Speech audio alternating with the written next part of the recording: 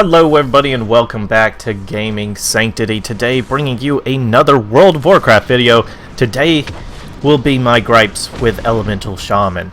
So in the beta they were pretty good. They were pretty good overall and they're still pretty decent.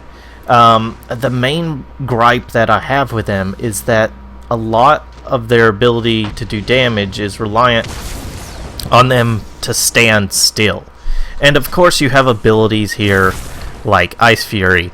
That's decent, but a lot of these fights, especially in Mythic, through DBM, do not give you a notice long in advance to be able to start casting, your second and 65.65 cast time right there, to be able to actually avoid that. So I know on some of these Mythic bosses you'll have an acid spit or whatever, and you maybe have half a second to move out of the way before it lands on the ground.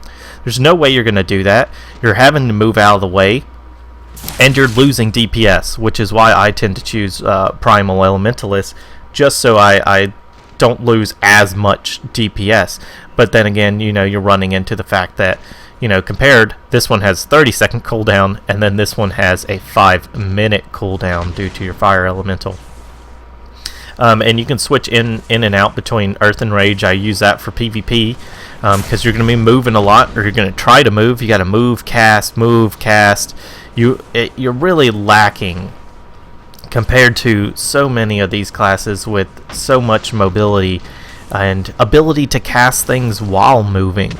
I mean, to get Ice Fury to work to its max ability, you're going to have to build up some of your Maelstrom right here.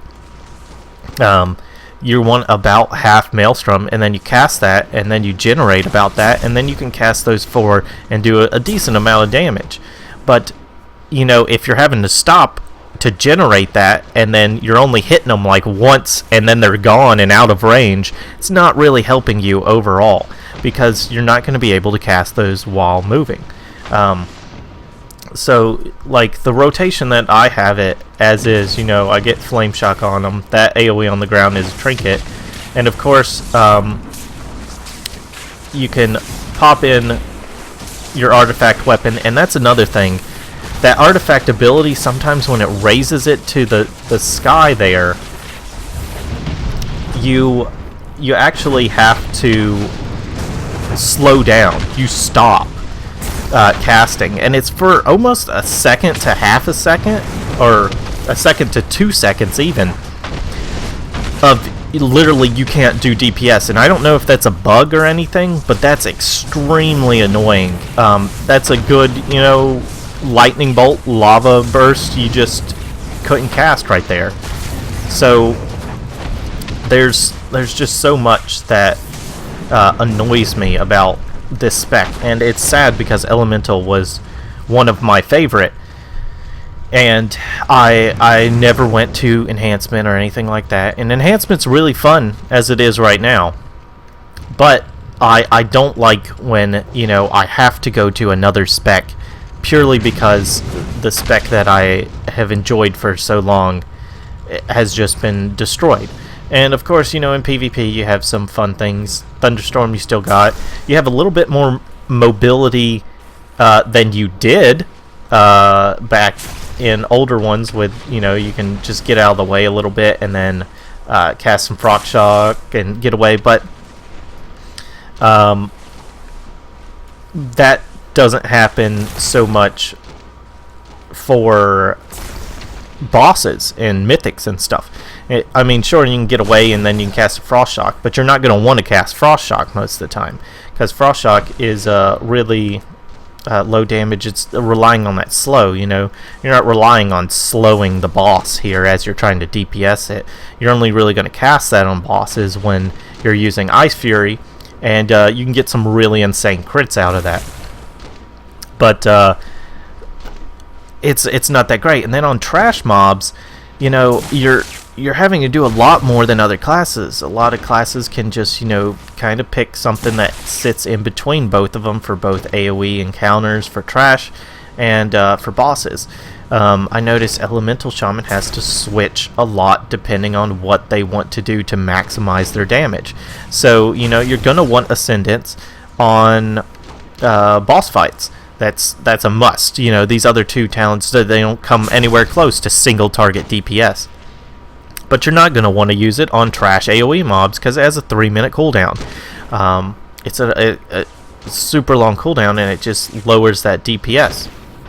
You want to take Lightning Rod or Liquid Magma Totem, and I take Liquid Magma Totem for the encounters. Cast that down. You can use your Stormkeeper, Chain Lightning a couple times. You'll have 100 Maelstrom. Put down 2 Earthquake Totems, and your AoE, that would be your AoE kind of trash mob rotation. And that's another thing. It's like, you heard just how much it takes me to pull the same amount of damage on AoE pulls as, say, a Demon Hunter that can maybe hit 2 buttons. Or, you know, a warrior, a Fury Warrior. Or anything. Like, people can hit 1, maybe 2 buttons. A Hunter with Barrage. They're going to pull the same amount of damage in one ability than you're able to do with having to cast 4 or 5 abilities in conjunction. It's a very high skill cap to even come up to the same amount of damage as these other classes. And I really think they overlook that. I mean, a lot of people may enjoy that higher skill cap aspect to things. But, you know, if you're in a competitive environment and you're trying to compete with your friends in damage on, you know, trash mobs, boss fights, PvP, and they're able to do an insane amount of more damage purely because they can do that same thing in 1 button that you have to do in 4 and 5 buttons. And of course you can macro some things, but a lot of these, for elemental shamans, they cannot be macroed purely from how they interact with each other. You know, you can't have a macro try to cast something after this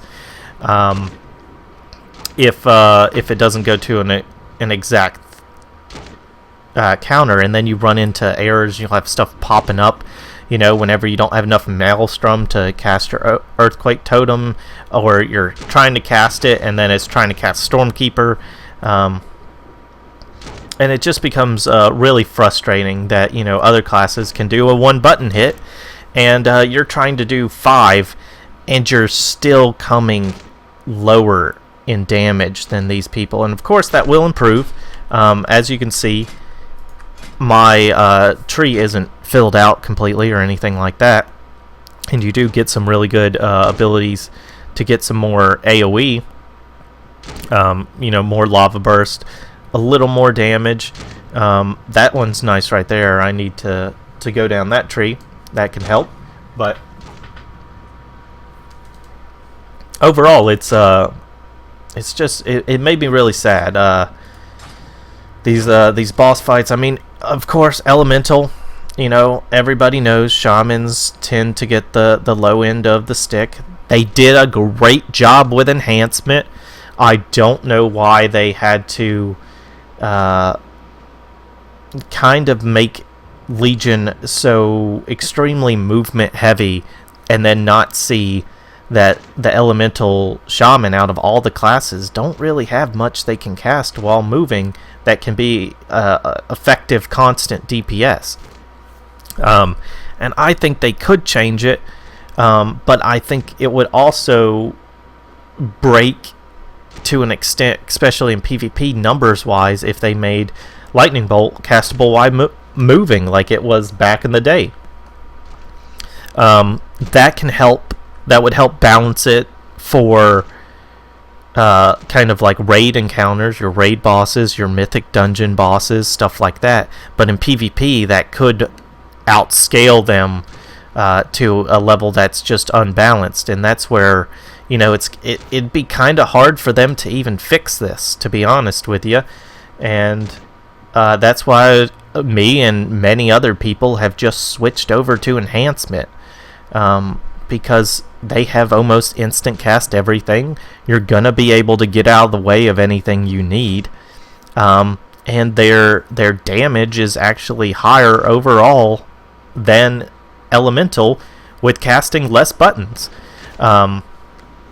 You can cast 1 to 2 buttons on enhancement and do even more damage than your elemental here, that you're having to cast 4 to 5 buttons. Make sure you're noticing when your maelstrom's hitting at a certain point past 50. Cast some earthquake totems,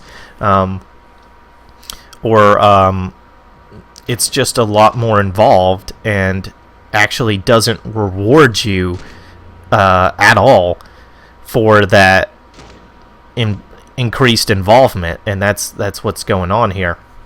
I mean, maybe if they boosted some of the numbers for elemental, which of course they can do, everything's changing, but as far as what I've seen overall, I don't see them doing that, at least anytime soon. I don't know if enough people have cried out about elemental so far. But that's it for this video. I hope you guys did enjoy it. If you did, please give it a thumbs up. Feel free to subscribe for more World of Warcraft content. I will be bringing you guys a lot of videos.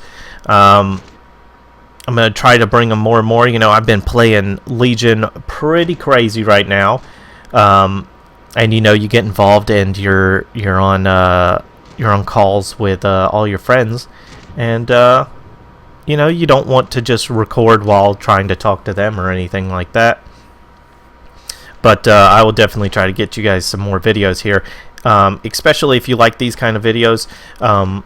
My main right now is my Shaman. He is enhancement, so you may see a few more videos on him. I do have a Unholy DK that's 110 as well. He is really fun. Unholy DKs a blast. Love them for all of their kit and their rework of how they did them. And I'm also currently leveling in my off time, you know, whenever mythics are down and I'm not feeling like grinding out rep or anything like that. My feral druid, which it's just going to be a blast, and I think overall he would be a blast for both PvE and PvP content. I'm also on the server Tichondrius, which is the largest PvP server here in NA. So if you guys want to see some world PvP content, feel free to leave a comment down below on that, and you know, just have a bit of laughs here of us taking on the Alliance. I know me and all of my friends here absolutely love to do that, and if you guys do as well, just tell me in the comments down below. I'll see you guys next time. Peace.